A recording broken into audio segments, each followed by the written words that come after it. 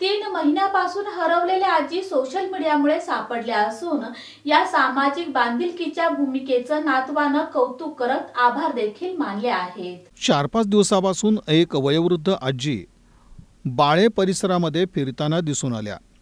यावेळी दीपक कर्की या युवकानं त्यांना तात्काळ जेवण आणि त्यांची सकाळची नाश्त्याची तसंच पिण्याच्या पाण्याची व्यवस्था केली.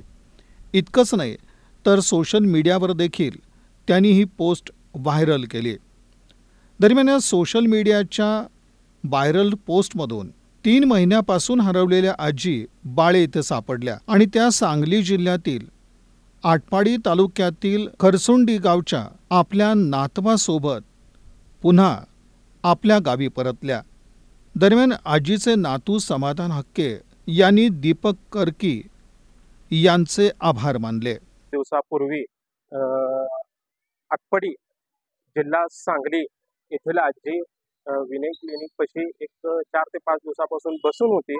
तिचं तात्काळ मी तिथं पाहणी केली. पाहणी केल्यानंतर असं आढळून आलं की त्या आजीने जवळपास 3 ते 4 दिवसापासून काय खाल्लं नव्हतं.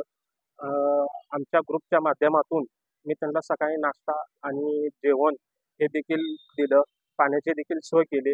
सोशल मीडियाच्या माध्यमातून मी व्हॉट्सअप असो, फेसबुक असो, अनेक सोशल मीडियाद्वारे मी आजींना हरवल्याची बातमी मी पूर्णपणे सगळीकडे मेसेज फिरवला. 24 तासाच्या आत ते आजी त्यांचे नातू संघ आटपाडी या गावी परत गेले.